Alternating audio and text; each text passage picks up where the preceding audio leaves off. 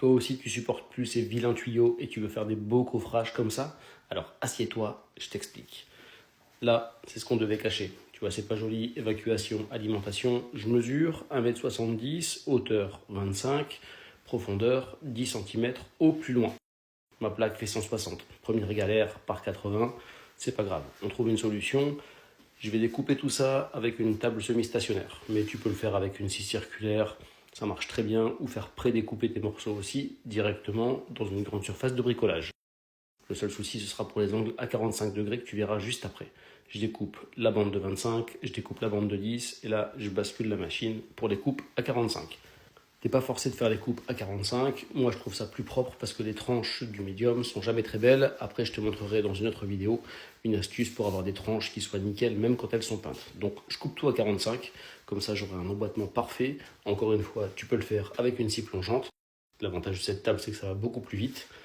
Une fois que j'ai fait tout ça, je présente en face mes planches pour préparer les futures évacuations. Là, j'ai une vasque et un bidet sur le côté.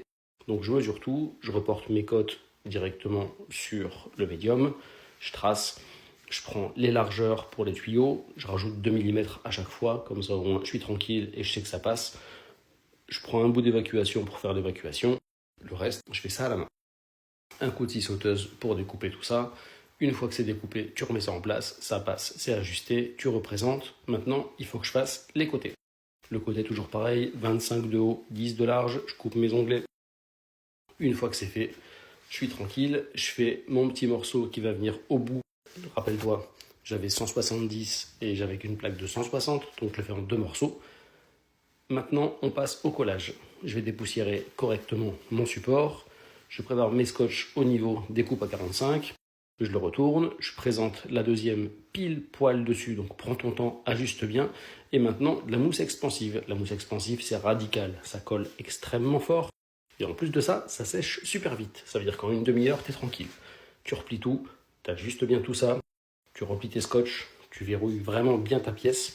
Je fais mon petit retour, tu vois, c'est assez facile. Mousse expansive, pas d'étonne non plus. Tu ajustes, tu scotches et tu laisses sécher. Au bout d'une demi-heure environ, tout est sec. Je gratte rapidement l'excédent. Je retourne, je retire mes scotch. Tu vois, c'est super costaud. Franchement, ça tient super fort. Je te montrerai la prochaine fois la résistance que ça a. Je viens poncer légèrement avec un grain 120, tu vois, histoire de casser un peu les angles. Tu représentes et là, c'est propre. Bon, maintenant, il me reste le petit retour à faire. Pour le coller et l'ajuster et être sûr d'être au même niveau, un petit peu de Griffon Bond, c'est une colle bicomposant. C'est hyper rapide, hyper efficace. Et comme ça, le petit morceau, tu vois, ça me permet de l'ajuster parfaitement. Maintenant, la finition. Pas compliqué, je prends du mastic acrylique. Je viens boucher toutes les petites rainures, même si les jours sont propres. Le but, c'est qu'une fois que tu auras peint tout ça, ce soit vraiment nickel. J'étale tout avec mon doigt et après une petite spatule à silicone. Je viens retirer tout l'excédent. Donc pareil, prends ton temps, te dépêche pas. Tu retires tout et après tu mets un gros coup d'éponge histoire de retirer vraiment le maximum et de remplir uniquement tes joints. Pour le coller contre ton mur, même principe. Mastic acrylique. Je remplis correctement histoire que ce soit vraiment nickel une fois que tu as peint.